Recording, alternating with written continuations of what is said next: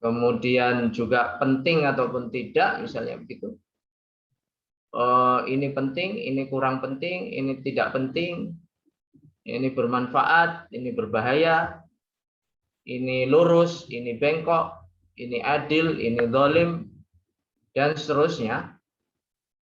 Dan menghukumi sesuatu itu adalah bagian dari mendeskripsikan sesuatu. Ada kaidah yang mengatakan al-hukmu ala syai'in far'un an tasawwuri. Jadi kita kalau menghukumi sesuatu itu adalah bagian daripada mendeskripsikan sesuatu atau memahami sesuatu. Jadi kita deskripsikan dulu sesuatu itu dengan benar, maka kita akan menghukumi dengan benar. Nah, kalau kita mendeskripsikan sesuatu itu salah, maka kita akan menghukumi dengan salah.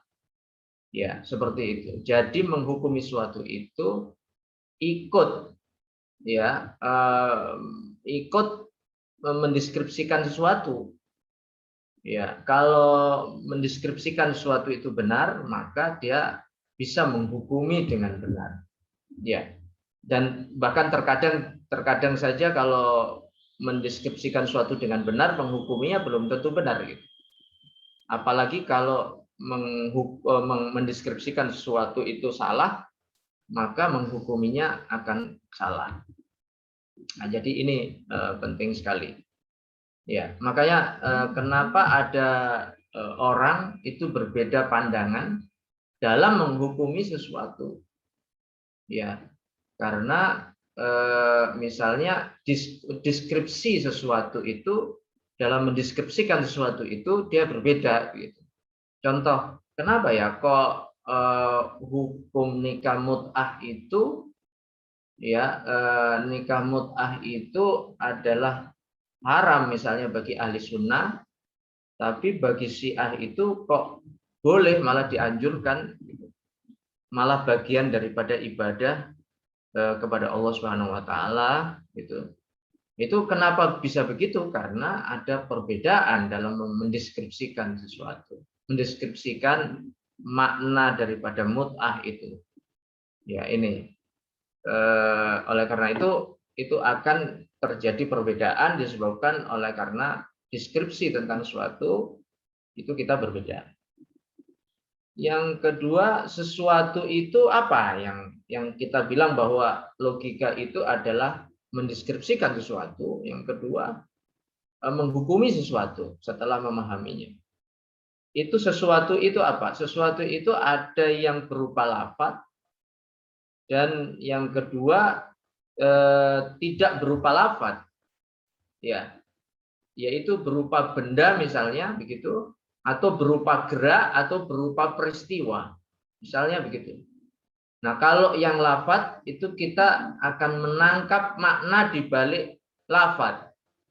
Ya. Kalau yang lafaz ini nanti keterkaitannya dengan bahasa, dan itu adalah kita bagaimana menangkap makna yang ada di balik lafaz itu. Jadi lafaz itu punya makna. Yang pertama, dia lafaz itu punya gambarnya ya. Yang pertama, yang kedua punya makna di balik itu. Kemudian dia juga punya anggota di balik lafaz itu. Misalnya kalau kita katakan masjid, masjid itu punya makna. Ya, apa makna di balik masjid? Lafaz masjid itu. Dan masjid itu kemudian punya anggota di bawahnya itu. Misalnya di bawah masjid itu ada Masjid Agung, ada Masjid Ar-Rahman, misalnya begitu, ada Masjid Taqwa, misalnya begitu. Dan sekian banyak masjid-masjid yang lain. Itu lafaz itu memiliki di balik lafaz itu yang bentuknya gambar ataupun bentuknya rumus itu, karena lafaz itu adalah sebenarnya rumus, huruf terdiri dari huruf, huruf itu adalah rumus, huruf itu dikumpulkan menjadi kalimat gitu. Jadi kalimat atau menjadi lafaz, ya, lafaz kemudian dikumpulkan menjadi kalimat gitu. Nah, sebenarnya huruf itu adalah rumus. Ya, kemudian lafaz karenanya juga rumus, maka kita menangkap makna di balik rumus-rumus itu, dan ternyata di balik rumus itu juga ada anggotanya. Nah, itu jadi logika ini adalah memahami apa yang di balik lafaz, ya begitu. Yang kedua, memahami apa yang bukan lafaz, ya menangkap makna daripada benda ataupun dari peristiwa ataupun dari gerak misalnya begitu. Ya, kalau saya begini-begini tidak memakai suara lafaz gitu, itu kita sudah paham, ya bahwa dia sedang memanggil kita misalnya. Makanya Allah Subhanahu Wa Taala bukan melewati lafaz ini, menganjurkan kita untuk membaca yang bukan lafaz. Ya, misalnya afala yang duruna ilal ibili kaifa khuliqat. Dia baca itu apa makna, apa yang bisa ditangkap di balik katakanlah di balik al-jamal gitu. Di balik ibil, di balik onta itu bagaimana? Apa yang bisa kita tangkap di balik itu misalnya begitu. Itulah yang disebut dengan al-ayat al-qauniyah. Sementara ada al-ayat al-qauliyah, itu yang bahasa itu. Yang bahasa itu lafaz-lafaz yang ada di dalam Al-Qur'an, dan melewati lafaz-lafaz yang di dalam Al-Qur'an kita tangkap maknanya. Lalu kemudian di situ terdapat anjuran untuk membaca yang selain daripada lafaz gitu. Seperti tadi, wa fi anfusikum afala tubsirun. Nah, ada misalnya peristiwa misalnya begitu. Membaca di balik peristiwa atau memahami sesuatu di balik peristiwa misalnya begitu. Makanya ada yang dikatakan kafa bil mauti wa'idon. Misalnya ada kematian. Kematian itu adalah peristiwa. Peristiwa. Dia tidak diucapkan bahwa orang ini mati. Kita sekedar melihat ada kematian. Itu sudah kita bisa tangkap karena di balik itu ada makna, ya, di balik itu. Nah, itu peristiwa bencana, peristiwa ya semacam ini, misalnya ada corona, itu adalah peristiwa-peristiwa yang bukan lafaz atau kadang-kadang dilafadzkan, ya, tapi ada yang dia tidak dilafadzkan gitu. Misalnya peristiwanya itu sendiri yang tidak dilafadzkan oleh manusia, itu kita harus bisa menangkap. Nah, kemampuan kita menangkap makna di balik lafaz ataupun makna yang tersembunyi di balik peristiwa, di balik gerak, di balik benda, itulah yang disebut dengan logika. Kemampuan menangkap itu, memahaminya, lalu kemudian menghukuminya, lalu kemudian dijadikan arahan, dijadikan panduan di dalam kemudian melakukan sesuatu, di dalam bersikap dan memutuskan segala sesuatu, itulah yang sebenarnya disebut dengan logika. Ya, semacam itu. Lalu referensinya ini apa?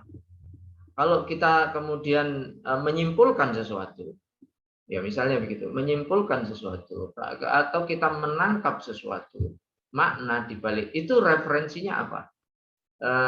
Yang referensinya adalah seperti kita sebutkan kemarin adalah al-ilmu ad-daruri. Ya, ilmu ad-daruri, aksioma yang diterima oleh semua orang. Ya, secara otomatis begitu. Seperti apa yang termasuk al-ilmu daruri yang kemarin kita sebut? Seperti al-hisiyat, indrawi. Ya, kalau indra kita salim, maka melihat matahari yang sekarang terbit itu dia ada begitu. Dan itu diterima oleh siapapun, dan itu merupakan kebenaran, menjadi referensi bahwa kita mengatakan bahwa matahari hari ini, pagi ini terbit begitu.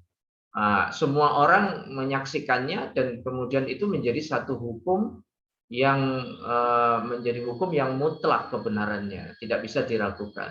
Yang kedua adalah tajribiyat, ya eksperimen.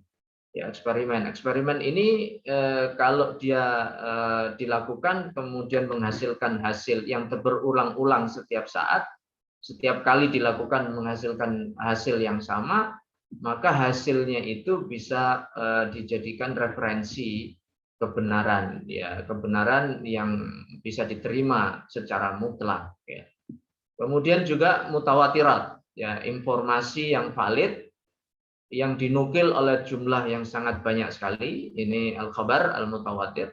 Itu menghasilkan kebenaran yang mutlak karena diriwayatkan oleh jumlah yang begitu banyak dan tidak ada satupun dari mereka itu yang berselisih ataupun tidak menginformasikan yang berbeda dari yang lain, itu maka kebenarannya bisa diterima secara mutlak, ya, seperti itu. Lalu kemudian al-fitriyat dan awaliyat al-aqliyah. Jadi apa namanya, pemikiran yang aksioma yang itu secara otomatis, ya, itu bisa diterima oleh semua orang dan di semua zaman, di semua tempat itu orang menghukumi dengan apa namanya, dengan hukum yang sama, maka itulah yang bisa dijadikan referensi. Lalu kemudian ada wahyu, semuanya ini kalau di dalam Islam ditambah dengan wahyu dan kemudian ditambah dengan ditambah dengan al-ma'rifah ad-dzauqiyah, ya, intuisi yang seperti kita bahas kemarin. Ya, begitu. Kemudian karena tadi bagian daripada yang kita bahas itu adalah lafadz, ya, maka kita harus mengenal lafadz ini. Lafadz ini jenis-jenisnya yang pertama adalah lafadz mufrad atau tunggal. Kalau lafadz mufrad ini sederhananya maka dia ada isim, ya, ada fi'il dan ada huruf, ya, haraf.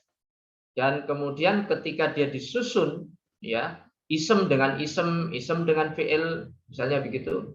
Kemudian dengan huruf dan lain sebagainya, maka dia menjadi murakkab, tersusun.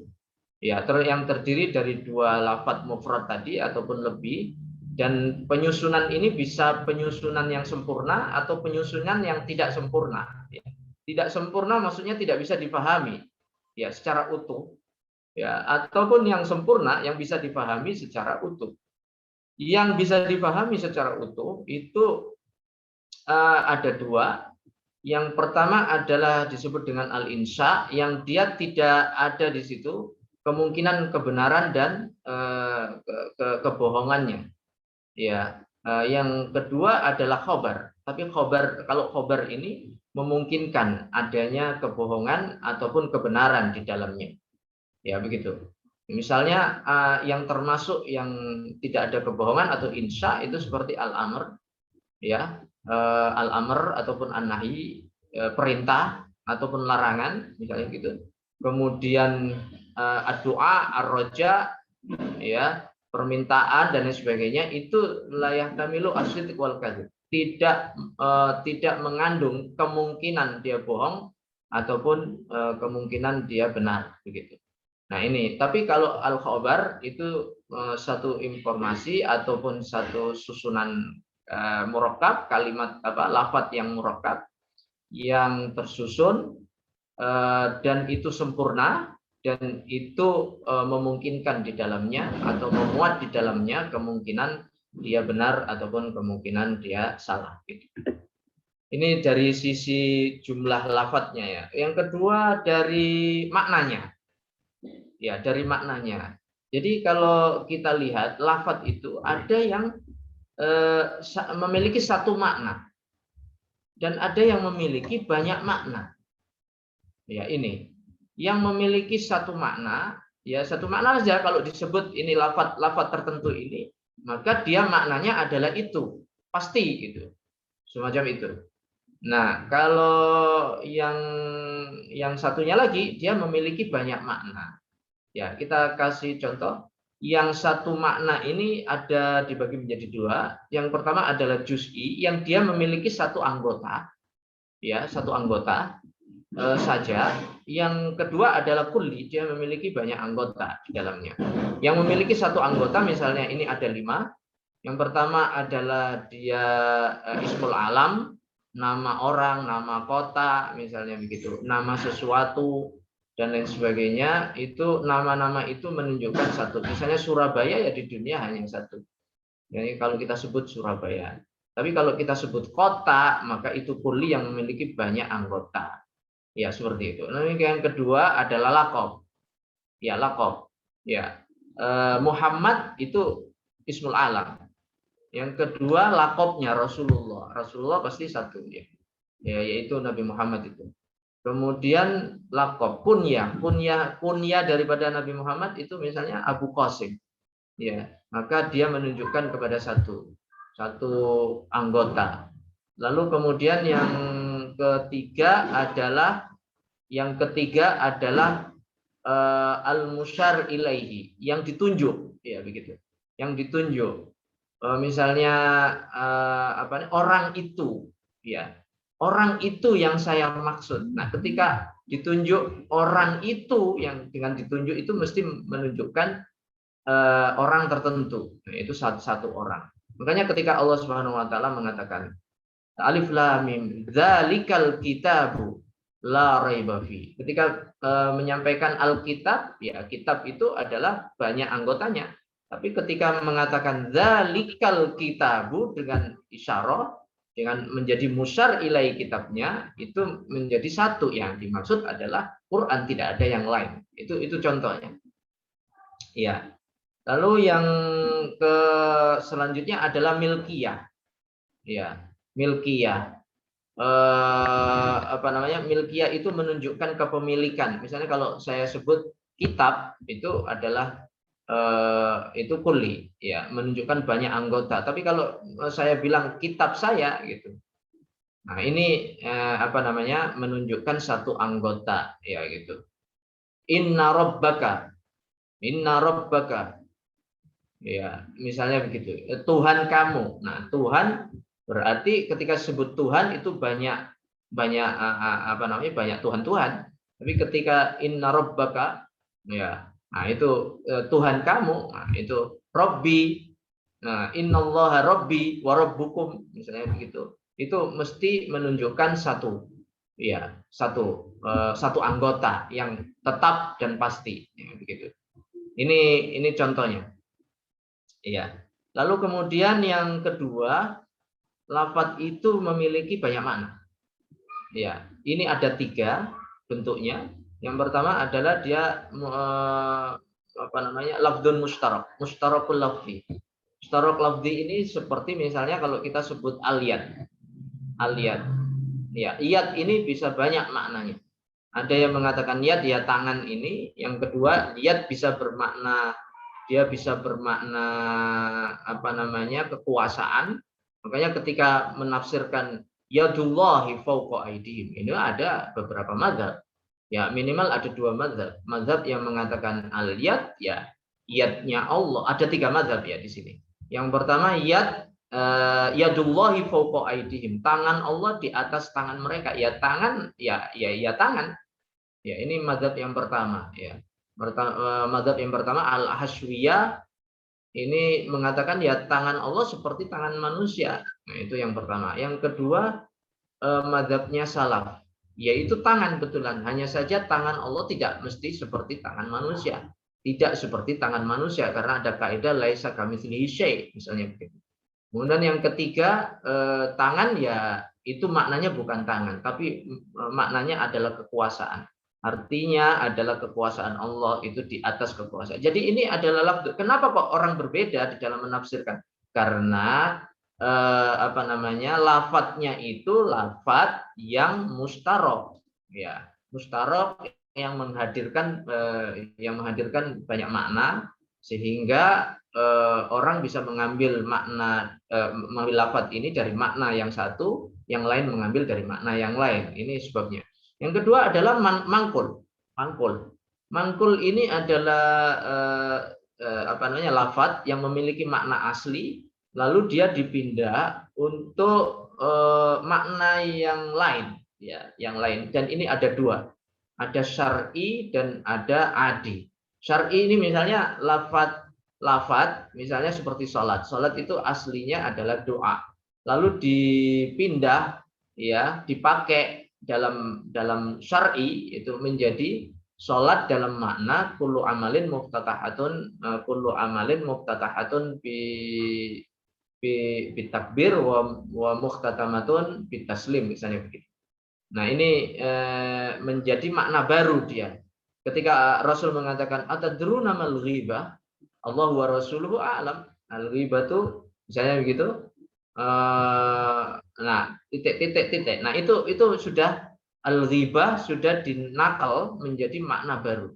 Makna zakat yang aslinya adalah nama. Ya, lalu kemudian nukila ila maknan syar'i, ya, yang baru yaitu menjadi apa? Sebagian harta dalam porsi tertentu yang diambil untuk kemudian dibagikan kepada orang-orang yang membutuhkan. Itu menjadi makna baru. Nukila naklan syar'iyan. Ya, ada juga yang nukila naklan adian. Karena kesepakatan masyarakat di situ meskipun makna aslinya tidak itu. Ya, aslinya tidak itu. Contoh misalnya Ponorogo ataupun Gontor misalnya begitu. Gontor itu asli maknanya adalah gon kotor, tempat yang kotor misalnya. Lalu kalau sekarang disebut dengan Gontor ya itu menjadi nama sebuah desa. Surabaya, Sura itu artinya hiu dan baya itu artinya buaya. Jadi kalau kita sebut Surabaya itu bukan artinya hiu dan buaya, tapi nama kota. Itu namanya nukilan naklan adian, ya. Seperti itu dari makna aslinya. Lalu yang terakhir adalah majas. Majas. Majas ini makna majas adalah makna dia punya makna asli, tapi kemudian dia punya makna lain yang dipindahkan, yang dipakai makna lain itu.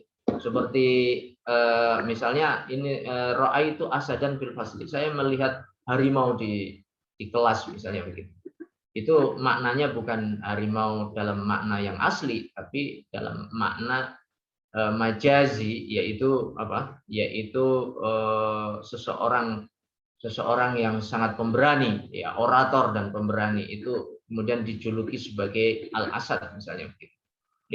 Itu namanya majazi. Makanya dalam Al-Qur'an misalnya was'alil qaryatal lati kunna fiha wal iral lati aqbalna. Tanya kepada desa. Ya, desa bukan desa yang dimaksud. Dimaksud ini adalah lafdzun majazi. Yang harus kita tanya adalah penduduk desa itu. Ini contoh. Ya, jadi kalau kita memahami lafadz ini berhati-hati, kita lihat terlebih dahulu apakah dia termasuk lafadz yang memiliki satu arti ataupun dia memiliki banyak arti, yaitu. Ya, itu. Lalu kemudian kita masuk kepada pembahasan juz'i, al-kulli wal juz'i, ya.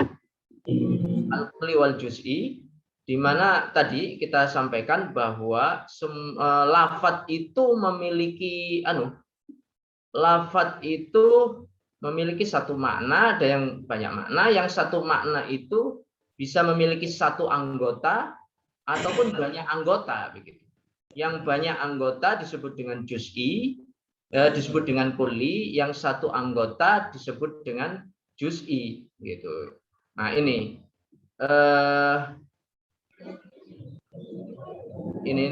yang juz'i ini yang sudah saya sampaikan, ini tadi ada 5. Kemudian yang kulli ini ada mutawatik dengan ada musyakik. Yang dimaksud adalah begini. Kalau kita sebut misalnya ada lafadz tertentu, dia memiliki level-level yang tidak sama gitu. Ya. Itu disebut dengan musyakik. Levelnya tidak sama. Tapi kalau yang sama levelnya itu namanya mutawatik. Misalnya kalau kita sebut wujud itu ada level-levelnya. Ya, level-levelnya. Level wujud itu ada apa? Level wujud adzati, misalnya begitu. Ada yang wujud yang wujud dzati, ada yang wujud bi ghairihi gitu. Ada mungkinul wujud, ada wajibul wujud misalnya gitu. Nah, ini berbeda antara yang wajibul wujud dengan mungkinul wujud, ya.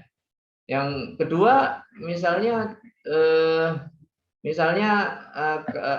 lafadz putih, ya, warna putih. Warna putih itu ada levelisasinya tidak sama, gitu. Tidak satu. Misalnya kalau kita sebut misalnya putihnya kapas dengan putihnya tembok dengan putihnya salju itu tidak sama.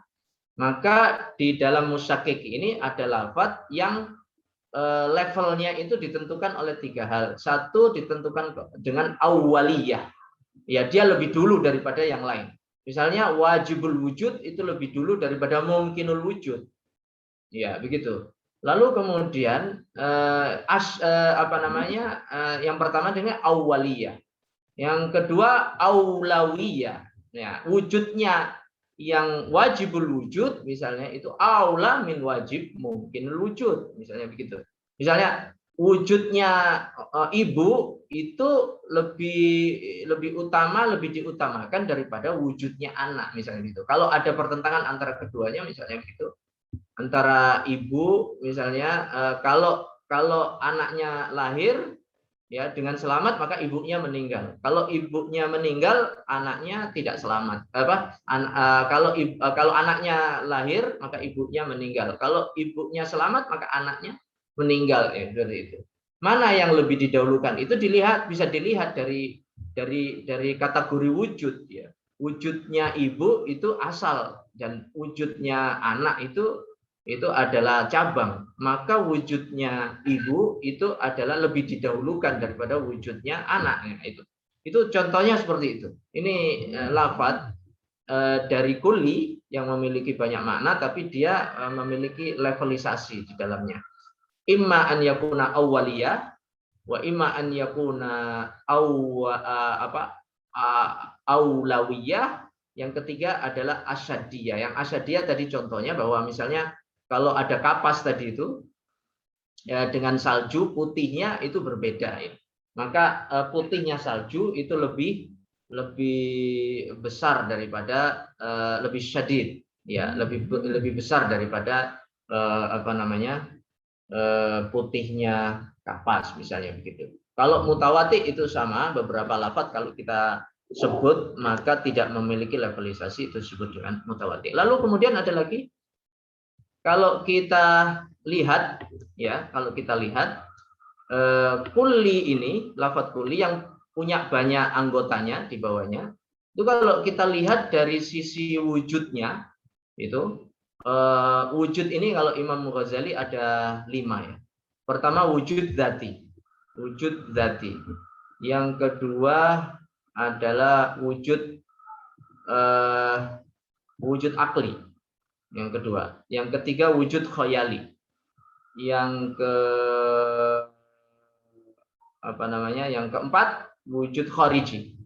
Yang kelima wujud syibhi. Nah, ini ada wujud. Jadi ada lafaz kulli ini ada yang berada di dalam tataran akal ya. Wujudnya itu hanya ada di dalam gambaran yang ada di dalam akal tapi tidak ada di dalam realita. Ya, ada yang di dalam gambar akal dan yang kedua ada di dalam realita. Itu yang pertama ada di dalam gambaran akal, yang kedua di dalam realita. Itu yang pertama. Yang kedua ada dalam gambaran akal tapi tidak ada di dalam realita. Nah, itu yang ada di dalam realitanya tapi sebenarnya tidak ada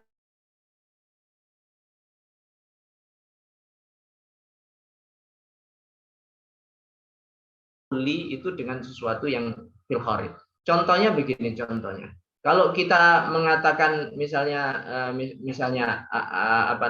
matahari. Matahari itu ada gambarannya di dalam akal dan kemudian ada di dalam realitanya. Kalau kita keluar dan melihat itu ada mataharinya. Ya. Dan kalau kemudian kita menjamkan mata, maka gambaran matahari itu ada di dalam bayangan akal kita. Itu namanya ada di dalam realita dan ada di dalam akal. Kemudian yang kedua, kalau itu khayal ya, ada di dalam khayal. Kemudian yang kedua tapi tidak ada di dalam gambaran ada dalam gambaran akal, tidak ada dalam realita misalnya gitu. Nah, ini kenapa kok tidak ada di dalam realita? Karena keberadaannya itu ditolak oleh akal. Ya, ditolak oleh akal. Misalnya begini,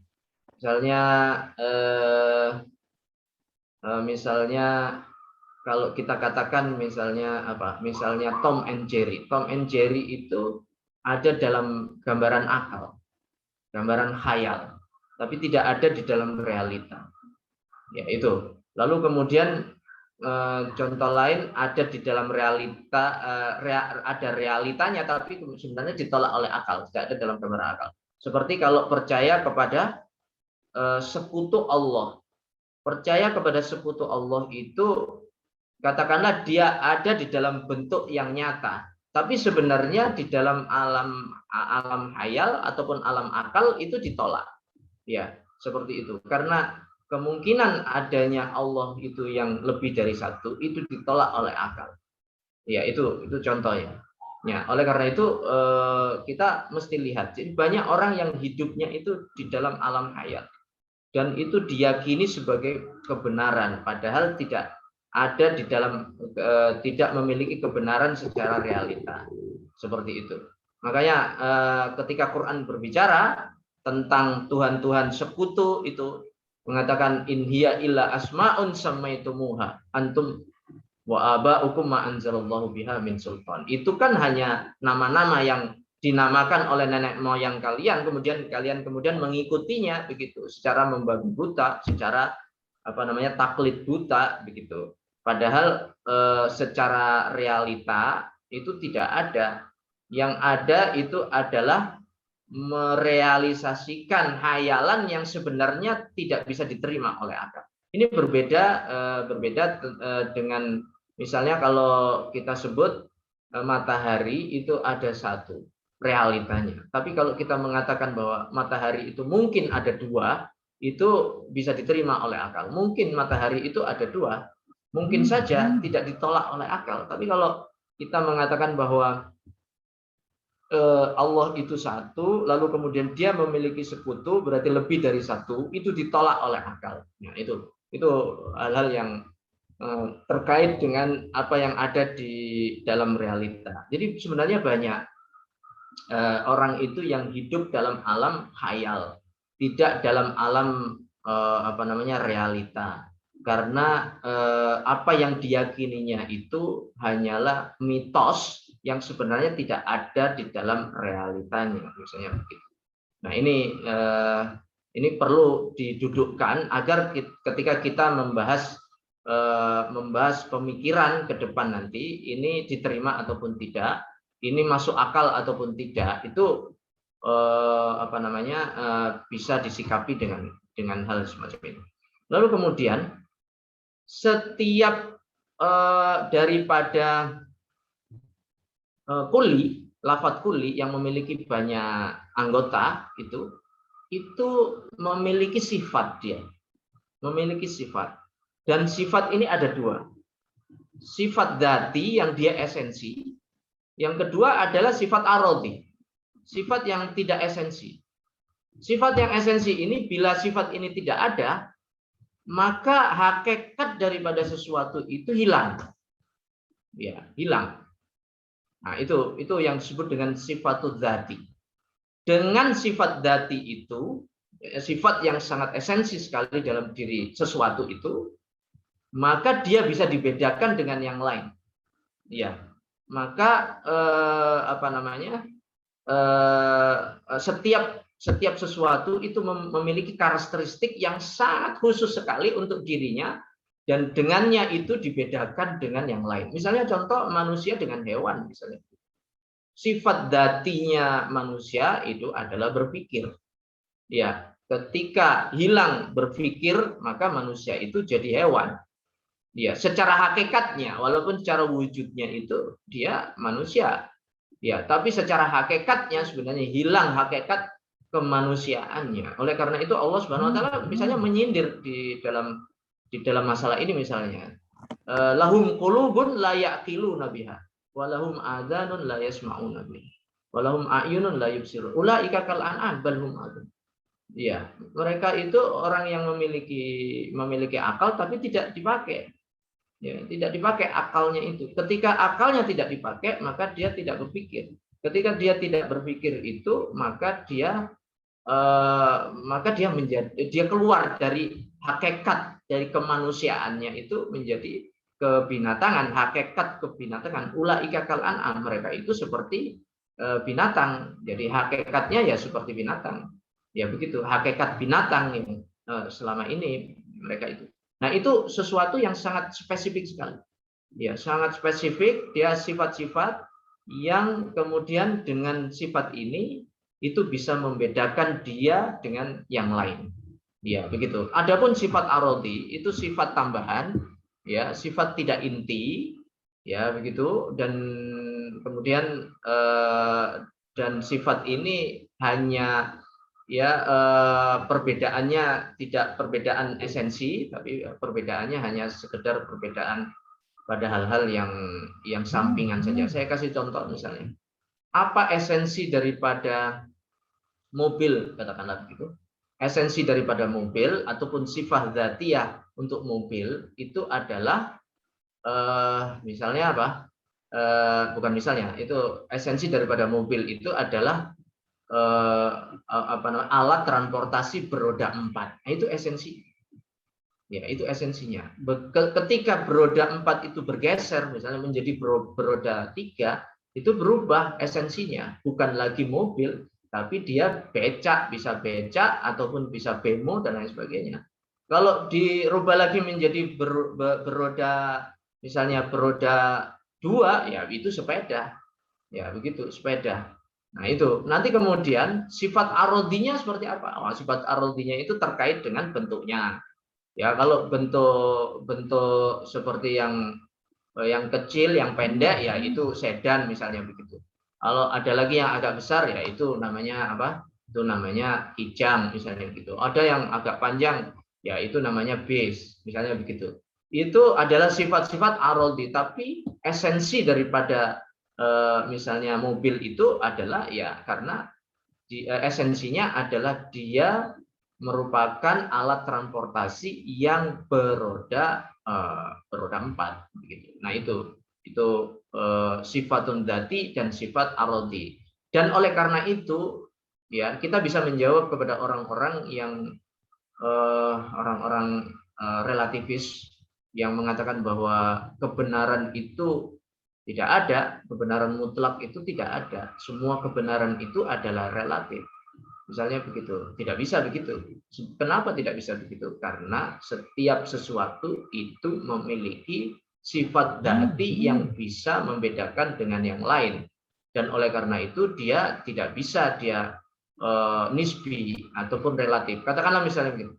Saya katakanlah saya menamakan sesuatu ini menamakan kucing misalnya begitu. Apakah kita bisa menamakan kucing itu misalnya mobil gitu? Itu tidak bisa. Kalau orang relatif kan mengatakan bisa-bisa saja itu kucing kita sebut hakikatnya hakikat kucing dengan hakikat mobil itu sama. Menurut mereka begitu. Bisa-bisa saja. Itu bisa siapa saja yang bisa menetapkan. Ya, kalau orang mengatakan ini kucing ya bisa kucing. Kalau orang mengatakan ini mobil bisa mobil, tidak bisa begitu.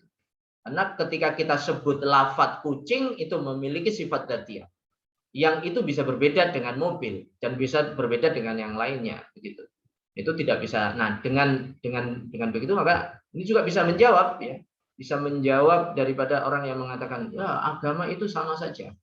Kita jawab tidak bisa sama, karena setiap agama itu memiliki karakteristik yang berbeda.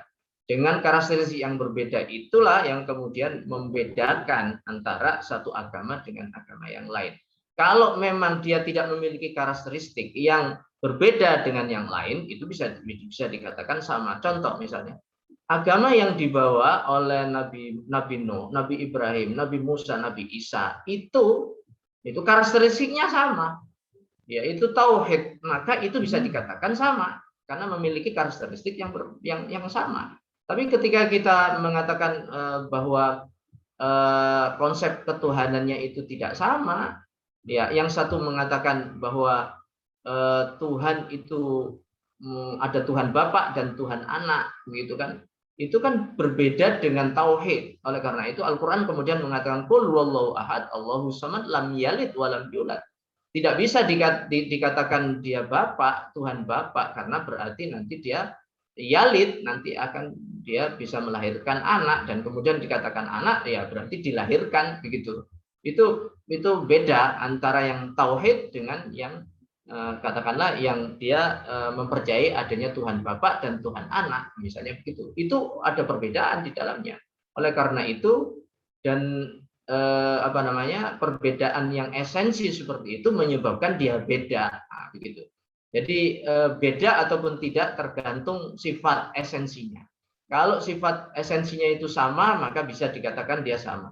Tapi kalau dia berbeda, maka tidak bisa dikatakan sama. Pasti dia berbeda. Oleh karena itu kita katakan bahwa nisbah, ada hubungan antara satu dengan yang lain itu ada 4. Yang pertama dia sama, tasawi. Yang kedua dia bisa kita katakan dia tabayun, dia berbeda, A berbeda dengan B. Karena memiliki sifat dzatiyah yang berbeda. Ya, sifat dzatiyah yang berbeda antara A dengan yang B. Sifat esensinya berbeda, makanya dia berbeda. Misalnya antara matahari dengan bulan dia berbeda, antara matahari dengan manusia dia berbeda karena memiliki sifat yang berbeda. Kalau di sini tadi sama, meskipun namanya berbeda, kalau sifat itunya sama maka dia sama, ya begitu. Dan yang selanjutnya adalah umum wal khusus min wajhin. Dia yang satunya apa namanya, lebih umum daripada yang lain, tapi min wajhin ini A, ada sisi yang berbeda dengan B, tapi kemudian ada sisi yang di situ A dengan B itu bersatu di situ sama, ya. Dan yang terakhir di sini al umum wal khusus al mutlak, hubungannya ini A beda dengan B dan B ini bagian daripada A. Ya, berarti A ini lebih luas daripada B. Nah, begitu. Nah, ini apa namanya? Segala sesuatu ini hubungannya 4 ini. Ya, segala sesuatu yang masuk dalam kategori kuli itu masuk dalam 4 kategori ini. Ya, hubungannya. Kalau dia tidak sama, maka dia berbeda.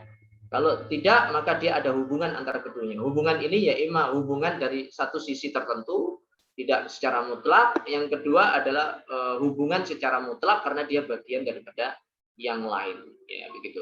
Ini apa namanya, terkait dengan kuli yang dia memiliki ini, kuli ataupun juz'i memiliki mafhum, memiliki makna. Yang kedua memiliki anggota, ya, memiliki anggota di baliknya. Maka pembahasan nanti tentang mafhum itu dibahas di dalam takrif, definisi. Dan yang kedua ketika membahas tentang anggota atau masodat, ya, ini akan dibahas di dalam klasifikasi, ya. Jadi sebenarnya pembahasan logika itu ada 2. Yang satu terkait dengan tasawuri atau deskripsi, mendeskripsikan sesuatu yang tadi kita sudah sampaikan, dan itu puncaknya ada 2. Yang satu adalah definisi, yang kedua adalah klasifikasi. Ya, itu. Lalu kemudian tasdik dalam menghukumi sesuatu, nanti puncaknya ada di al-qiyas, ya. Nah, silogisme itu. Nah, ini kita sampai pada titik ini, ya, terlebih dahulu. Nanti kita lanjutkan, kita buka dulu pertanyaan bila ada. Baik, itu tadi pemaparan materi dari Ustadz Khalid Musli. Bagi siapa yang ingin bertanya, silakan tulis pertanyaannya di kolom komentar. Itu diberikan kesempatan bagi 4 penanya.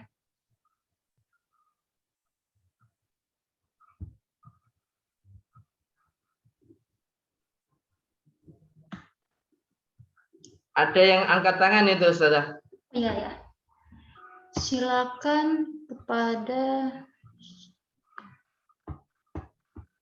Salsabila ini. Iya. Silakan kepada Salsabila untuk memaparkan pertanyaannya.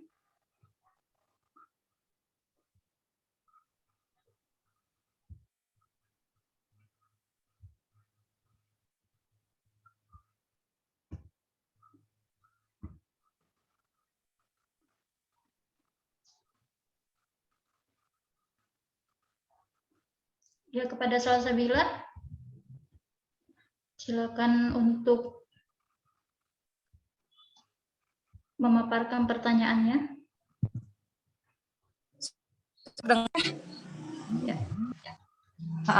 Bismillah. Terima kasih kepada Ustadz Khalid yang sudah menjelaskan materinya. Ada beberapa hal yang ingin saya tanya. Penjelasan tentang bi'tibari wujudi fil kharij, pembagian dari kuli. Bolehkah kira-kira Ustadz untuk menjelaskan pembagiannya itu? Kan ada 1 sampai 7. Saya lihat di nomor 5 dan nomor 6 itu sama ya Ustadz. Malam yujadu minhu fardun wahidun ma'imkani. Ini wujujihi atau wujuhihi gitu Ustadz? Maksudnya ada kesalahan penulisankah atau bagaimana? Itu yang kedua. Yang pertama mau minta tolong untuk dijelasin dari nomor 1 sampai 7-nya Ustadz. Terima kasih Ustadz. Ya, yang pertama itu salah itu. Yang benar adalah, bentar ya.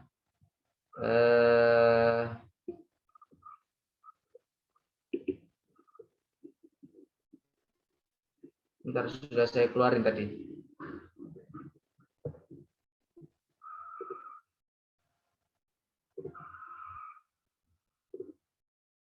Yang pertama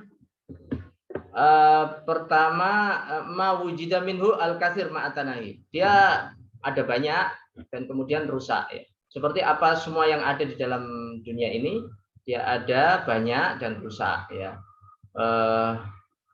Kemudian yang kedua ma wujida minhu al-katsir ma'atanahi. Dia banyak tapi tidak habis. Apa itu? Ya nikmat Allah misalnya itu, ataupun ilmu Allah. Wa in ta'uddu nikmatallahi la tuhsuha. Kalau kalian menghitung nikmat Allah itu tidak akan habis. Ya ada banyak dan laukanal bahru midadan li kalimati rabbi. Lanafidal bahru qabla an tanfadha kalimatu rabbi. Walau ji'na bimislihi madada.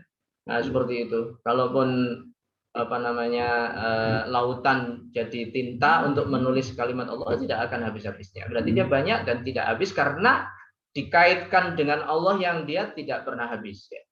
Tidak pernah rusak, tidak pernah habis. Ma wujida minhu wahid ma imkani ghairi. Ada satu tapi tidak ditolak oleh akal ketika dia itu kita katakan ada yang lain. Seperti kalau kita katakan matahari itu satu sekarang realitanya.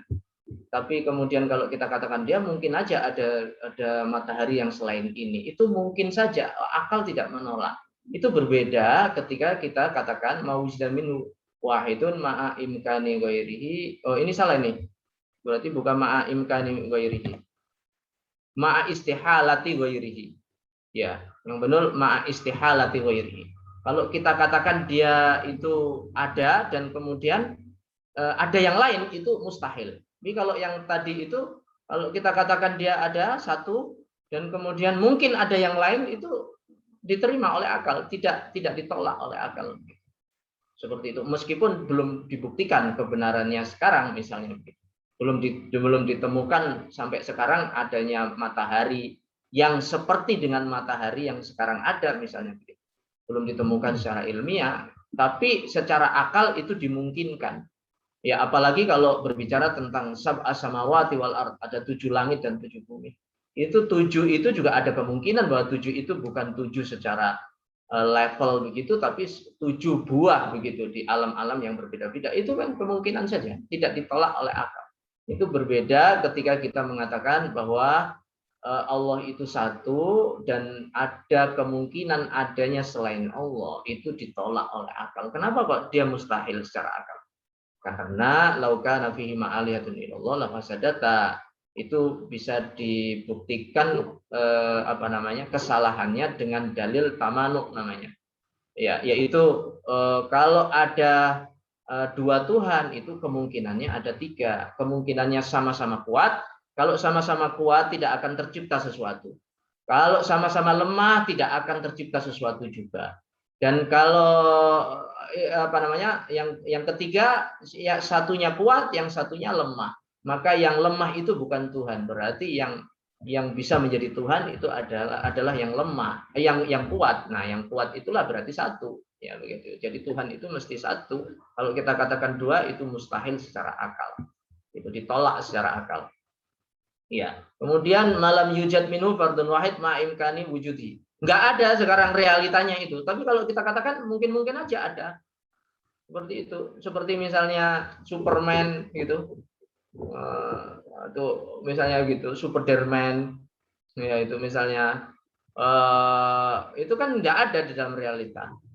Tapi ada kemungkinan itu kalau kita, dan beberapa hal yang terjadi sekarang itu dulu juga adanya itu dalam alam akal, alam pikiran ya. Lalu kemudian terwujud sekarang. Jadi selama tidak ditolak oleh akal, kemungkinan wujudnya itu ada, gitu, ya, atau bisa terjadi, ya, meskipun sekarang tidak ada, ya, seperti itu. Itu malam yujad minhu fardun wahid, ma istihalati wujudi. Itu malam yujad minhu fardun wahid. Seperti syarikullah itu nggak ada sebenarnya itu. Ya, dan fardun wahid ma istihalati wujudi. Kalau kita katakan dia ada itu mustahil. Ya, begitu. Dia tidak ada satupun, ya, tidak ada satupun, yaitu syarikul bari, yaitu yang mensekutukan Allah. Sekutu Allah itu tidak ada sekarang. Berarti lah terus itu kok patung-patung itu kan sekutunya Allah. Itu sekutu itu dalam realitanya, dalam akal sebenarnya tertolak, sebenarnya begitu. Sebenarnya tertolak. Dia ada di dalam realita, tapi sebenarnya tidak ada di dalam akal. Dan hukum itu kan sebenarnya hukum akal ya. Seperti itu. Nah, ini lalu kemudian realita yang tadi tidak diterima oleh akal itu kadang-kadang menjadi sebuah realita, dan realita itu bisa berkuasa karena dipaksakan, kadang-kadang begitu. Lalu kemudian semuanya menganut dan semuanya mempercayainya. Itu kadang-kadang bisa terjadi semacam itu, padahal itu adalah sesuatu yang tidak masuk akal, ya, gitu, tidak bisa diterima oleh akal. Ini yang 1, 2, 3, 4, 5, 6. Ya, dikira sudah ya. Tafadhol selanjutnya. Baik, selanjutnya dipersilahkan kepada Saudara Derajat Fitra untuk memaparkan pertanyaannya. Baik, terima kasih atas kesempatannya, dan pada Ustadz terima kasih. Mungkin dulu sempat ketemu dengan Ustadz di PK Ustadz, dan alhamdulillah sekarang bisa jumpa lagi di ruang maya Ustadz. Mungkin pertanyaannya masih berkaitan dengan yang muhal dan wajib itu, Ustadz. Misal kalau di hadis akal kan menolak misalnya setengah lebih besar dari 1 misalnya. Ya. Atau 2 tambah 2 sama dengan 5 misalnya. Nah, kemustahilan ya, gitu ya. Apakah misalnya kalau Allah menghendaki ya 2 tambah 2 bisa selain 4 gitu, atau itu mungkin secara matematis. Tapi kalau secara teologis misalnya biasanya di ini ya, obrolan sama Nasrani misalnya tentang inkarnasi. Ya, kalau kita mungkin ya mustahil gitu Allah menjadi makhluk, menjadi manusia. Ya apa salahnya? Atau emang Allah atau emang Tuhan nggak bisa jadi manusia? Nah, apakah pemustahilan bagi akal manusia itu dalam hal teologis itu membatasi kekuasaan Allah? Kemudian bagaimana begitu kita mencikapi atau berusaha untuk menjawab itu gitu dalam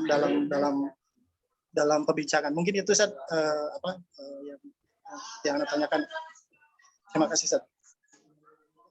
Ya, kalau terkait ada 2 sisi tadi ya. Yang pertama terkait dengan kekuasaan Allah. Kalau kekuasaan Allah itu mungkin ya tidak terbatas. Ya mungkin, dan dia tidak terbatas kekuasaannya Allah. Seperti itu. Lalu kemudian kekuasaannya Allah itu dia berada di dalam hal-hal yang diciptakan oleh Allah sendiri, itu ditetapkan oleh Allah sendiri bahwa itu sesuatu yang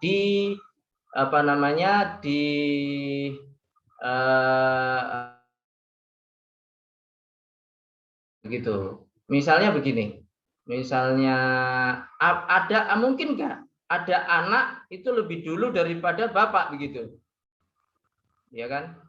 Apakah mungkin ada anak lebih dulu dari bapak? Itu kan tidak mungkin secara akal. Ya, tidak mungkin akal. Atau katakanlah kalau dia bukan hukum akal, dia ditolak oleh hukum adat. Ya, ditolak oleh adat. Tapi mungkin nggak secara akal? Seperti itu. Contoh begini, Afif. Contoh seperti ini, perbedaan antara hukum adat dengan hukum akal. Contoh, mukjizat itu misalnya ada onta keluar dari batu pada zaman Nabi Soleh. Itu secara adat itu ditolak karena bertentangan dengan kaidah-kaidah kaidah sunnatullah, kaidah hukum alam gitu ya, sunnatullah. Ya. Tapi terjadi itu tidak ditolak oleh akal. Kejadian yang semacam itu tidak ditolak oleh akal.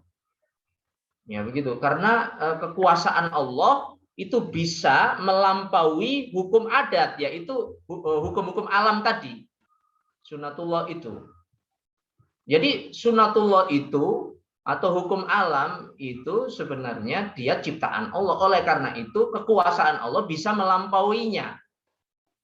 Dan itu tidak ditolak oleh akal. Tidak ditolak oleh akal.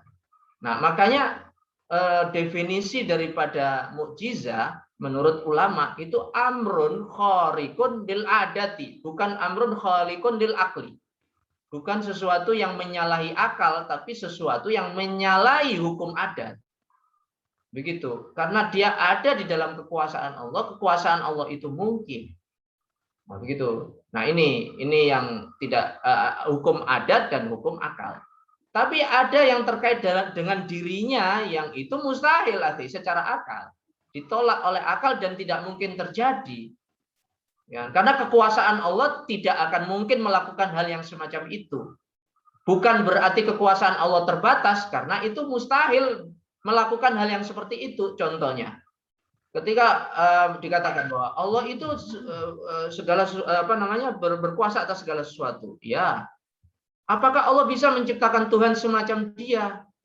Pertanyaannya begitu. Itu mustahil secara akal, karena kalau ada Dia Tuhan semacam Dia, itu kan tidak, itu mustahil akan terjadi gitu.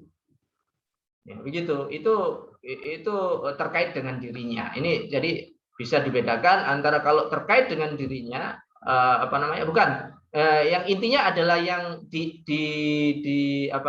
ditolak oleh akal atau diterima oleh akal atau mungkin secara akal. Kalau dia mungkin secara akal itu kekuasaan Allah semuanya. Tapi kekuasaan Allah itu tidak terkait dengan sesuatu yang dia mustahil, yang ditolak oleh akal. Nah, itu mungkin penjelasannya seperti itu. Atau masih ada? Masih ada pertanyaan lanjutan atau untuk memperdalam atau cukup? Ini ada yang sudah raise hand tadi. Ya, silakan.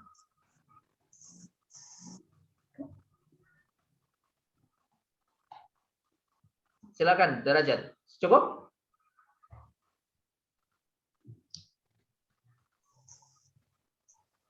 Cukup, Ustaz. Oke, yang lain. Oke. Selanjutnya pada Saudara Andi Lutfi, silakan untuk memaparkan pertanyaannya. Bismillahirrahmanirrahim. Assalamualaikum. Waalaikumsalam warahmatullahi wabarakatuh. Ya. Iya, Ustaz. Lagi Pak Ustadz ya, tiap Senin Pak Ustadz. Alhamdulillah. Ya, Pak Ustadz, saya ada 2 pertanyaan Pak Ustadz. Boleh Pak Ustadz ya? Oh, boleh, silakan. Ya, saat pertama. Mudah-mudahan bisa menjawab. Insya Allah Pak, insya Allah. Pertama, tadi ada slide Pak Ustadz tentang referensi logika. Iya. Ya, itu slide keberapa tadi saya lupa, ada slide-nya tadi itu. Itu ini aja Pak Ustadz, apakah ada kemungkinan hierarkinya di situ dari referensi itu Pak Ustadz?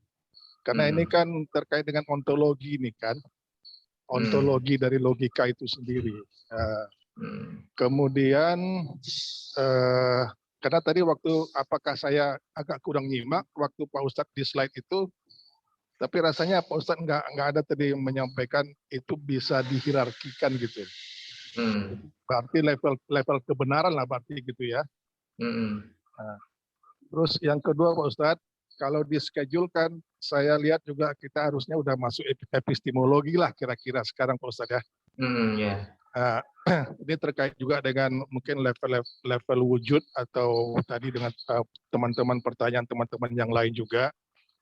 Kalau saya punya pernyataan seperti ini Pak Ustadz, untuk bisa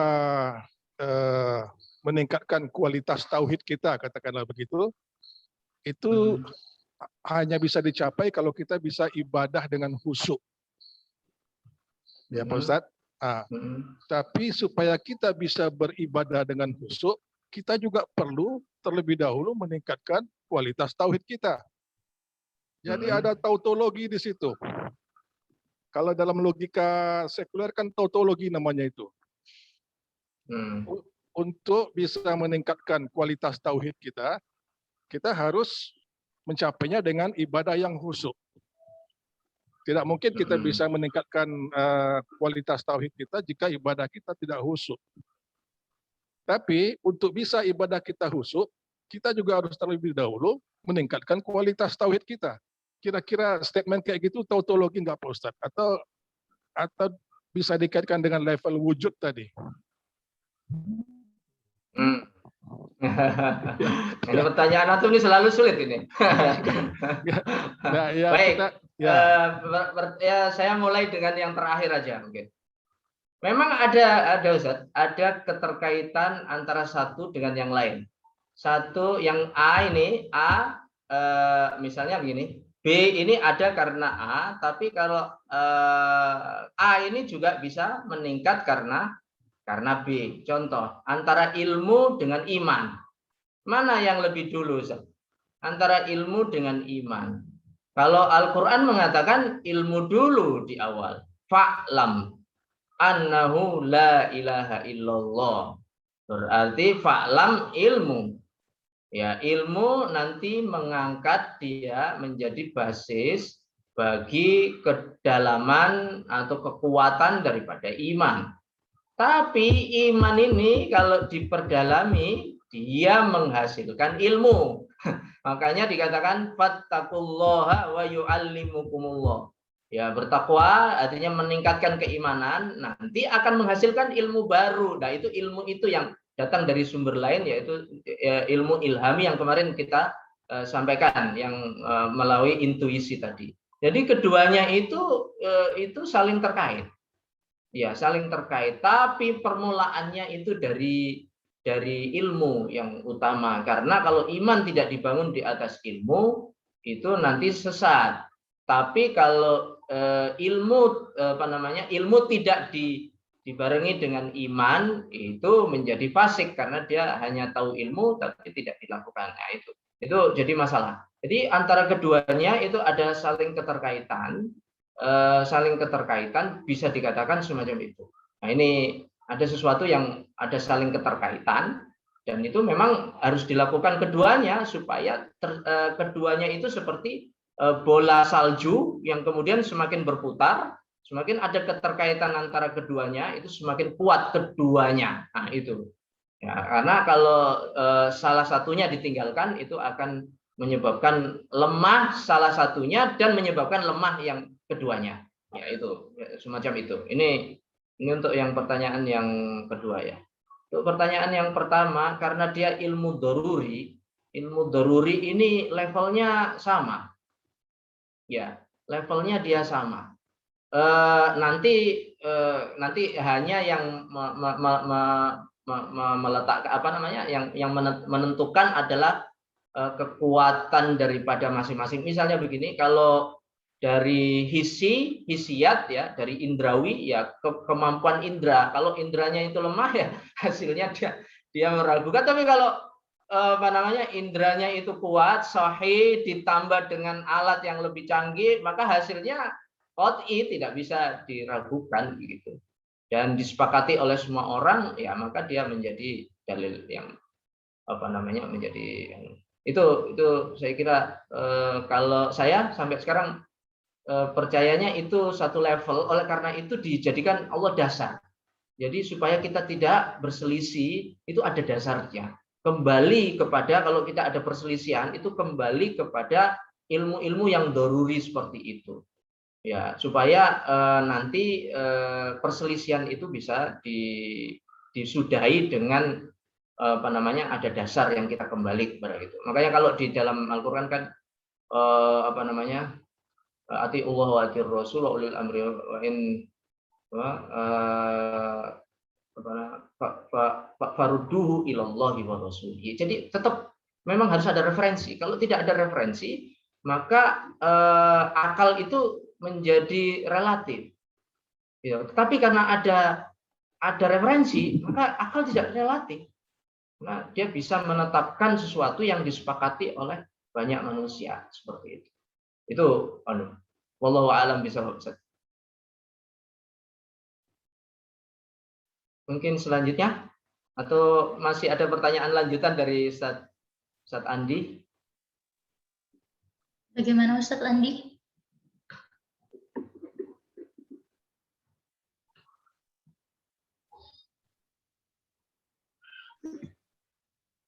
Oke, kalau gitu kita pertanyaan terakhir Ustaz. Itu ke siapa itu? Ustaz Muhammad? Ya, pertanyaan terakhir ke Ustadz Muhammad Haikal. Dipersilakan. Terima kasih Pak Ustadz, terima kasih. Assalamualaikum warahmatullahi wabarakatuh. Syukron Ustadz telah mengizinkan untuk bertanya.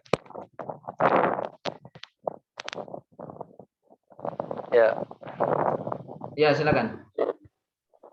Untuk pertanyaan saya kan ada pertanyaan, kalau kita meyakini secara akal matahari itu ada, dan secara realita kita lihat matahari juga ada. Nah, pertanyaan saya, bila kita meyakini secara akal kalau wujud Allah ada, nah bagaimana wujud Allah dalam realita? Itu Ustaz. Wujud Allah ini wujud ya. Wujud nanti ada dua, akhi. Ada wujud yang dia syahadah, yang bisa diindra, ya. Yang kedua adalah wujud al-ghaib. Ya, al-ghaib. Nah, dia tidak bisa diindra. Itu yang itu berarti ghaib, ya. Nah, sekarang bagaimana kita membuktikan bahwa dia itu ada? Padahal dia itu nggak bisa diindra. Nah, itu ada standarnya. Saya sampaikan itu dalam buku Worldview. Itu standarnya ada dua. Satu standar yang datang dari para nabi karena dia di backup oleh mukjizat kebenaran omongannya itu. Itu yang pertama. Yang kedua, standar logika. Standar logika. Contoh standar logika nanti. Misalnya kaidah-kaidah akal, misalnya mengatakan begini, misalnya al-asar ya dulu alal mu'athir gitu. Segala sesuatu yang ada itu pasti itu adalah ada karena sesuatu yang mengadakannya begitu. Itu standar itu. Itu standar akal akan menerima semuanya. Makanya ketika A'rabi ditanya oleh Rasul, A'rabi, kamu percaya kepada Tuhan nggak? Percaya ya Rasul. Terus apa buktinya? Ya, menggunakan dalil seperti ini. Al-ba'ratu tadulul alal ba'ir. Kalau ada kotoran sapi, kotoran hewan, itu menunjukkan ada hewan. Terus kemudian as-sairu tadulul alal masir. Kalau dia ada bekas telapak kaki, maka itu menunjukkan bahwa ada orang yang berjalan gitu. Ya, terus kemudian beliau mengatakan wasama datu abraj. Ya, apa namanya? Langit yang dipenuhi dengan bintang. Wal biharu dati amwaj. Dan apa namanya? Lautan yang dipenuhi dengan ombak. Dia mengatakan afala yadullu dzalika ala alimil khabir. Apakah itu tidak menunjukkan adanya mu'athir gitu yang menciptakan, yang dia maha mengetahui dan maha apa namanya? Maha mengetahui segala sesuatu gitu. Nah, itu anunya. Nah, jadi apa namanya? Untuk membuktikan kebenaran Allah, wujudnya Allah gitu kan. Wujudnya Allah itu dibuktikan dengan dalil-dalil gitu. Salah satu dalil yang menunjukkan dia ada ciptaannya, asarnya begitu. Nah, maka tidak akan mungkin ini ada kita tanpa ada yang menciptakan, atau tidak akan mungkin ada kita tanpa ada orang tua begitu. Makanya ketika dulu Maryam itu, ya, Maryam alaihissalam itu ketika dia hamil, ya, itu kan orang-orang mengatakan, ya, orang-orang itu mengatakan bahwa bagaimana Anda bisa hamil, wong apa namanya, keluarga Anda itu keluarga yang baik-baik gitu. Artinya mustahil kok ada begitu. Pasti mereka mengatakan pasti Anda itu berzina begitu. Pasti Anda berzina begitu. Nah, itu orang mengatakan seperti itu. Ini sebagai dalil bahwa sesuatu yang ada itu pasti ada yang mengadakan. Itu adalah dalil akli yang kita bisa secara rasional yang kita bisa katakan bahwa sesuatu itu ada. Tapi kalau sesuatu itu tidak ada dalilnya, maka dia tidak bisa kita katakan bahwa dia itu ada. Nah, itu contohnya seperti itu. Wallahu a'lam.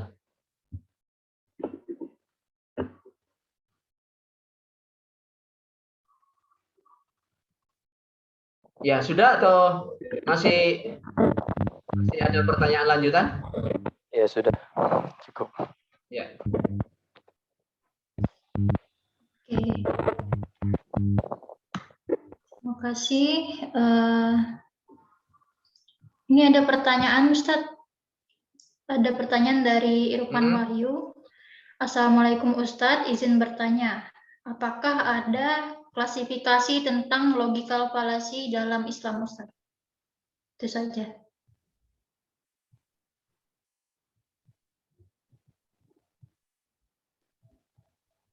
Gimana? Apakah ada klasifikasi tentang logical fallacy dalam Islam, Ustadz? Ini Irfan, mana Irfan? Ada nggak Irfan di sini?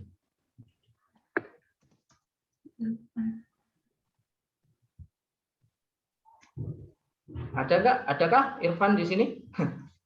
Ada, Ustadz, tapi belum direspon.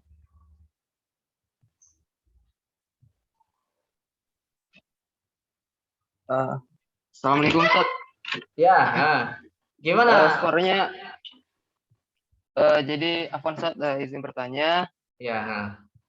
Tentang kesalahan logika, Ustadz. Apakah kesalahan berpikir ya? Ya, kesalahan berpikir dalam Islam itu apakah ada klasifikasinya atau beberapa kesalahan yang mungkin bisa Ustadz jelaskan dalam pertemuan kali ini, Ustadz? Mungkin seperti itu, Ustadz, intinya. Afwan, Ustadz. Ada kesalahan berpikir yang menyebabkan orang, mungkin kalau diklasifikasikan ya, ada kesalahan berpikir orang bisa menyebabkan orang itu keluar dari Islam atau kafir.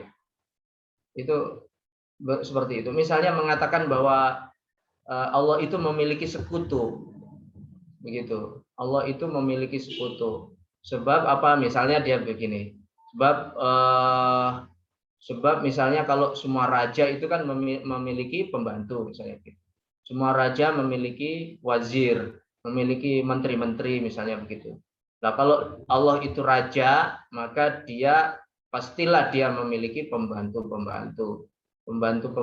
yang seperti dia, begitu. Maksudnya dari Tuhan juga, misalnya begitu. Itu adalah kesalahan berpikir. Ya, kesalahan berpikir yang bisa menyebabkan orang itu orang itu bisa keluar daripada Islam. Itu yang pertama. Yang kedua, kesalahan berpikir tidak menyebabkan orang keluar daripada Islam, tapi menyebabkan dia berada di dalam posisi ahli bid'ah. Ya, seperti itu, sehingga dia menjadi kelompok yang ada di dalam Islam tapi tidak bisa kita keluarkan daripada Islam. Tidak mengeluarkan dia daripada Islam. Seperti kalau ada kesalahan berpikir yang mengatakan bahwa misalnya seperti Mu'tazilah mengatakan bahwa qadha dan qadar itu tidak ada. Kenapa begitu? Menurut dia kalau ada qadha dan qadar maka tidak ada keadilan Tuhan. Karena semuanya sudah ditetapkan begitu. Karena sudah ditetapkan maka tidak ada keadilan. Makanya dan Tuhan itu adil, karena dia adil maka tidak ada qadha dan qadar. Itu kesalahan berpikir. Dan kesalahan berpikir itu oleh sebagian ulama tidak dinisbatkan kepada Mu'tazilah, yang menjadikan Mu'tazilah itu min ahlil bid'ah dalam kasus ini gitu. Perkataan ini adalah perkataan ahlul bid'ah. Ya, seperti itu. Ini contohnya. Tapi ada kesalahan yang kesalahannya itu adalah dalam tataran ijtihadi yang tidak bermasalah. Kesalahan berpikirnya. Atau kesalahan dalam menyimpulkan sesuatu yang dia memang di dalam masalah furu'iyah dia berusaha untuk itu, kemudian dia salah, maka dia tidak masalah. Kalau benar itu pahalanya 2, kalau salah pahalanya 1. Maka dalam posisi seperti itu kesalahan itu tidak bermasalah. Ya, itu tidak tidak menjadikan orang itu memiliki bahaya di dalam Islam. Nah, itu klasifikasinya. Makanya dulu Imam Syafi'i itu mengatakan, saya tidak berkecimpung dalam bidang akidah. Nah, saya berkecimpung dalam bidang fikih. Kenapa? Karena kalau salah-salah sedikit dalam bidang akidah, saya bisa keluar daripada Islam gitu. Ya, kalau kesalahan-kesalahan dalam fikih itu masih dalam ranah ijtihad yang dia bisa mendapat 1 pahala, begitu. Seperti itu. Dalam rangka ijtihad yang dia melakukan ijtihad dengan syaratnya. Kalau salah maka tetap dia mendapatkan pahala seperti itu.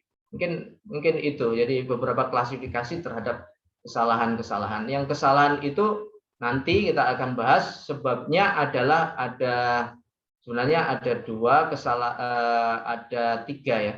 Kesalahan disebabkan karena susunan mantiknya yang keliru. Yang kedua, kesalahan karena bahasa. Yang ketiga, kesalahan disebabkan karena moral, ya, karena akhlak, ya, seperti itu. Jadi begini contohnya, orang salah dalam menentukan sesuatu karena masalah benci.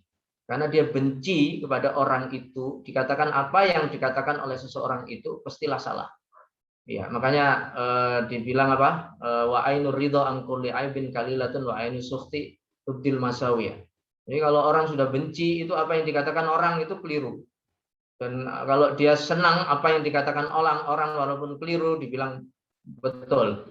Ya, itu terkait dengan itu. Atau karena dia tidak suka, misalnya begitu. Dia tidak setuju bahwa pertemuan itu diadakan misalnya di aula misalnya. Kenapa dia tidak setuju? Bukan tidak baik gitu. Karena dia tidak suka dengan AC misalnya begitu. Gara-gara dia tidak suka dengan AC, maka dia mengatakan bahwa pertemuan di aula itu tidak baik gitu. Maka sebaiknya kita pertemuan di luar aja. Dan dengan begitu kemudian dia cari argumentasi. Nah, argumentasi itu menyebabkan sebenarnya argumentasi yang lemah. Jadi kadang-kadang bisa dipaksakan gitu. Ya, seperti semacam itu. Itu kesalahan-kesalahan yang terjadi. Jadi kesalahan intinya mungkin bisa kesalahan disebabkan karena logikanya, atau kesalahan karena moral gitu. kesalahan itu, dan kesalahan karena moral itu yang berbahaya. Ya, gitu.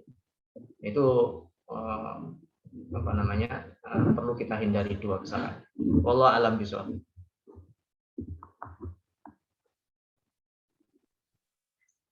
Baik, terima kasih. Terakhir nih Ustaz, dari Esas Khalifah, Ustaz, apakah perbedaan antara mantik kodim dan mantik hadis? Itu saja Ustaz. Mantik kodim itu mantik suri yang seperti sekarang, dan mantik kodim, mantik hadis itu istiqra'i. Mantik suri itu ada puncaknya ada dalam qiyas. Sementara mantik al-hadis itu puncaknya pada istiqra', dan istiqra' itu adalah penelitian kami yang sekarang, penelitian lapangan itu adalah istiqra'. Iya, itu mantik al-hadis. Dan mantik yang qadim itu mantik tasawuri, mantik suri, ya apa namanya, yang puncaknya ada pada qiyas. Jadi itu,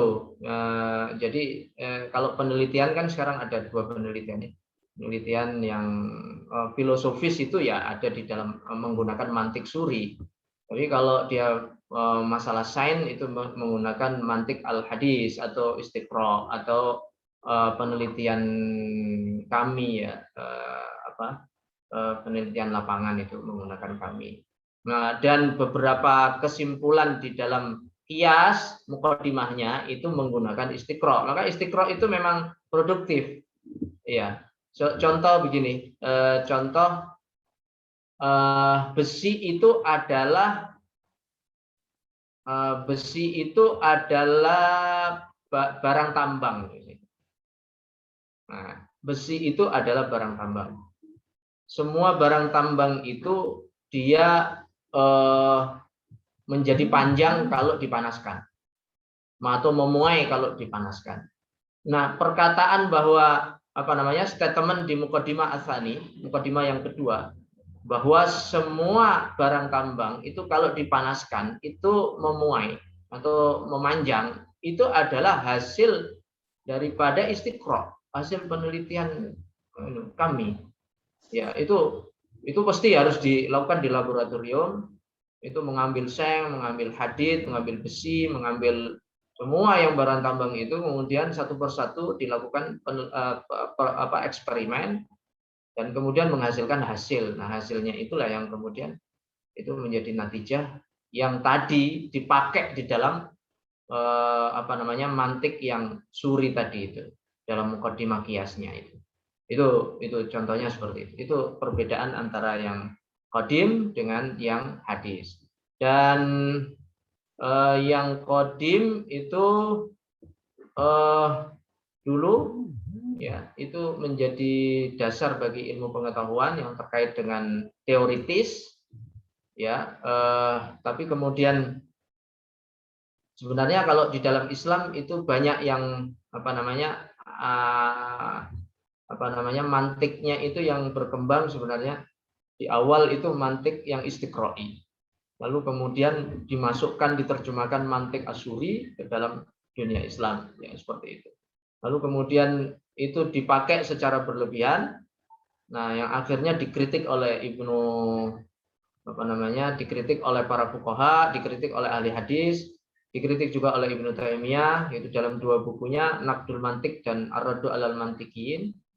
Itu penggunaan mantik suri ini yang tidak menjadikan produktif dunia Islam, tapi tenggelam dalam perdebatan-perdebatan teoritis, ya begitu, semacam itu. Ini tapi keduanya kita butuhkan, karena untuk berpikir secara benar itu dibutuhkan suri, dan untuk membuktikan kebenaran itu dibuktikan dengan mantik al-hadis.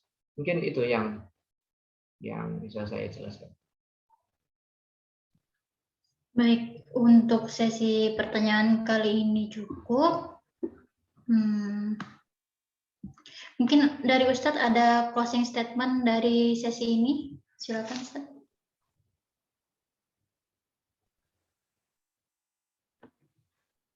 Ya, baik. tadi saya simpulkan bahwa mantik itu sebenarnya memahami sesuatu. Setelah memahami sesuatu, kemudian kita menghukuminya. Seperti itu. Langkah pertama yang sesuatu itu apa? Sesuatu itu adalah bisa lafadz, ya, bisa bukan lafadz. Ya. Kecerdasan seseorang akan diukur dengan kemampuan dia menangkap makna di balik lafadz atau yang bukan lafadz. Ya, begitu. Nah, oleh karena itu kita harus kembangkan dua-duanya ini. Yang lafadz itu ayatullahil. Kalau yang lafadz ya di dalam ayatullahil Qur'aniyah, ya begitu. Yang bukan lafadz ayatullahil kauniyah. Nah, ini keduanya dibaca ya dengan menggunakan logika sehingga menghasilkan makna di balik itu, yang kemudian kebenaran yang didapat di situ bisa mengantarkan manusia, mengantarkan kita semuanya, membimbing kita semuanya untuk bersikap secara benar, ya, kemudian melakukan segala hal secara benar. Nah, begitu. Ini kalau tidak begitu, kalau tidak suka berpikir seperti itu atau menangkap makna di balik lafaz, kemudian ataupun makna di balik peristiwa, itu yang mengakibatkan lau kunna na'qilu, lau kunna nasma'u au na'qilu ma kunna min ashabis sa'ir. Jadi orang-orang yang masuk neraka itu disebabkan oleh karena tidak menggunakan akal pikirannya, tidak menggunakan logikanya di dalam kehidupan ini. Ya begitu. Dan itu harus kita asah terus menerus sehingga kita menjadi manusia yang cerdas, yaitu mampu menangkap makna di balik itu sehingga kita mendapatkan pelajaran yang berharga. Lalu kemudian itu bisa menghukumi sesuatu dengan benar dan mengantarkan kita kepada tindakan yang benar sehingga menghasilkan karya-karya besar yang bermanfaat untuk diri kita dan untuk manusia dan makhluk-makhluk yang lainnya. Mungkin itu yang bisa saya sampaikan. Nanti dalam pertemuan berikutnya kita akan sambung. Assalamualaikum warahmatullahi wabarakatuh. Waalaikumsalam warahmatullahi wabarakatuh. Baik, itu tadi closing statement dari Ustadz Khalid Musli. Terima kasih kepada Ustadz atas waktu dan ilmunya. Insya Allah selalu bermanfaat. Amin. Kita tutup dengan doa kafaratul majlis. Jazakallah khairan Pak Ustadz. Assalamualaikum warahmatullahi wabarakatuh. Terima kasih Ustadz. Saya selaku moderator memohon maaf apabila ada kesalahan pada pagi hari ini. Ihdinas siratal mustaqim. Assalamualaikum warahmatullahi wabarakatuh. Waalaikumsalam warahmatullahi wabarakatuh. Syukran Ustaz, jazakumullah khairan katsiran. Sehat terus Ustaz. Ya, sehat selalu semuanya. Amin. Assalamualaikum warahmatullahi wabarakatuh. Waalaikumsalam warahmatullahi wabarakatuh. Syukran teman-teman ustadz-ustadzah yang sudah berkenan hadir dan meluangkan waktu. Teh Jumarni dan teman-teman. Siap. Sampai jumpa pekan depan. Jangan live ya. Assalamualaikum. Waalaikumsalam. Syukran Ibu moderator atas waktunya. Kasih loh. Siaran baru nih. Hah? Siaran baru nih. Apa?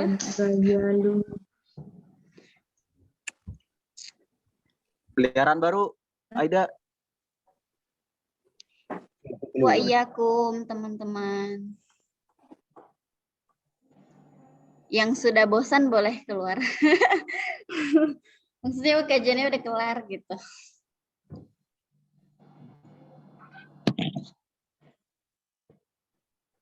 Syukron, Ustaz Tauhid, Ustaz Wildan.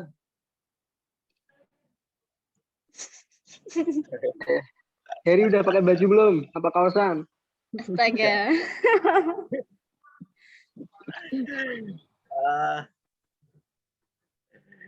Luar biasa. Nggak ada Ustadz Atkia ya?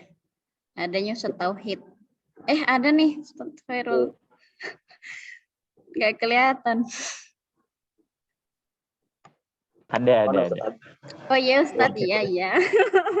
Iya. Oke, langsung.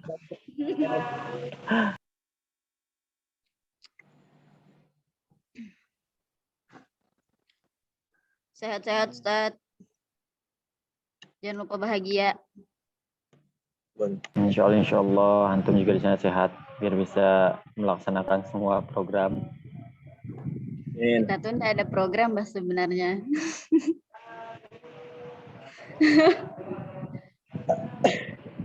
Ini Jangan lupa, udah Mas. program ini.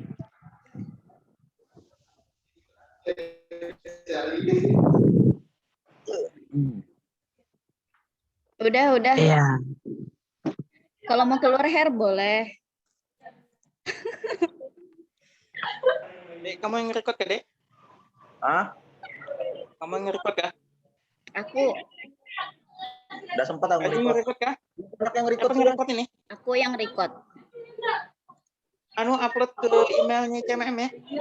Google Drive-nya. Udah banyak yang record. Di YouTube Fakot. Kok di Google Drive dulu? Di YouTube YouTube-nya. lah. YouTube mana? YouTube ICMM aku udah bilang sama Ade loh. Sudah dibuat emang? Kau lah buat. Nah, YouTube-nya belum ada, masukin di ini dulu. Di Google Drive buat penyimpanan. Nanti habis itu baru kita upload.